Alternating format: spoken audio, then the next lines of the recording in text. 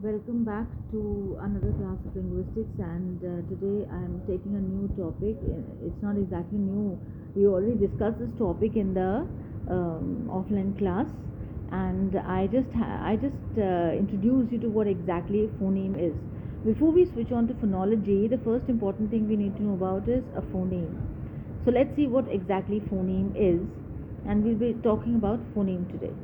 Now, the basic element in the sound system of a language is phoneme, and as we already discussed in the class, that the word phoneme comes from the word phone, and phone means sound. So, phones generally, as you already know, we use it to just hear the sound, each other's sounds. So, the word phoneme comes from phone, which means sound. So there are the sounds features which are common to all the speak of specific speech form and which are exactly reproduced in repetition. Now, in any language, there is a definite and usually small number of phonemes. I mean, of course, this is obvious and clear that if we have to learn or utter or understand or to communicate, apart from our gestures, the most important thing that comes to our mind is the sound, because of course God has given us the mouth organs and the organs of our body, which functions according to its the role that has to be played. But when a child utters, and we can learn the best about phoneme is that if you have seen a small child, and the child when gradually grasps to understand the language or the sounds, and just makes an effort, makes an endeavor to just utter a single sound, that is basically a phoneme is sound. Phoneme is sound. So whether it's making sense or not, that doesn't matter, but at least an effort is being done.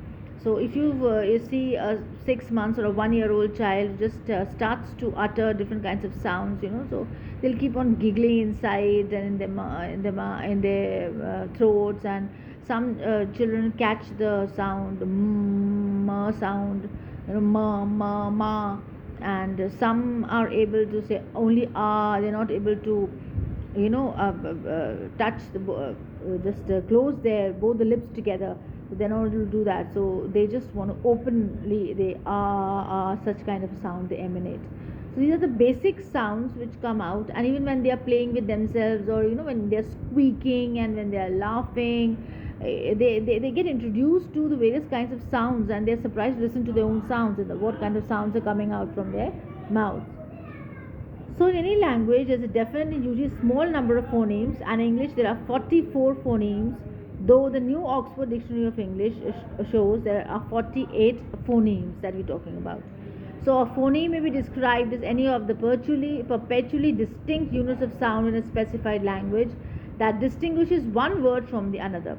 For example, you have p, b. Now I discussed the transcriptions and all the sounds with you in the class. So when we talk about these consonants p, b, t, d, in the English words, like take the words pat, pat, tab, dab, we may define a phoneme a minimal feature of the expression of a spoken language. Now in the syllable class, we discussed that a syllable is of course a unit of smallest unit of a sound, but it's higher than the phoneme. So phoneme is the minimal feature of the expression of a spoken language, and by which one thing may be said is distinguished from any other thing which might have been said. This is a definition given by H.A. Gleason. So the smallest difference which can differentiate utterances with different contents is the difference of a single phoneme. So I mean, we don't have much focus upon whether the phoneme carries a meaning or not, like what we discussed about. But in syllable, of course, and the sounds, like the word, if you say the word doctor or the word teacher, there are two syllables, there are two sounds, but they are understandable, they are visible. I mean, they are making some sense, and according to that we understand where, on which syllable the stress has to put, I mean the emphasis has to put. Like, do we say it's doctor or do we say it's doctor? Right. So with the pronunciation we can easily make it have the stress also in the first and second syllable, that way the way the word has to be pronounced. Now another thing that we have to keep in mind when we discuss what a phoneme is, that sounds function in a language contrastively. Now in a minimal pair like pats, bats or pat or pet, the initial consonants in the first pair and the medial vowels in the second pair are in contrast. That is, they are responsible for the meaningful differences between the words. Like with meaningful minimal pair, talking about per and ber. Like pet, so per and ter, they are contrastive words, consonants. For this to happen, they must be able to occur in the same places in words, and they have to hear in the initial medial position. Like minimal pairs are very convenient devices for establishing contrast in sound, which eventually leads to contrast in meaning, which is what an utterance is aiming at. So, a minimal pair is a set of words which differ from each other by only one distinctive sound. This is very simple. The example is already given here. We talk about the word pat or bat. So, per and ber. Now see, pat and bat.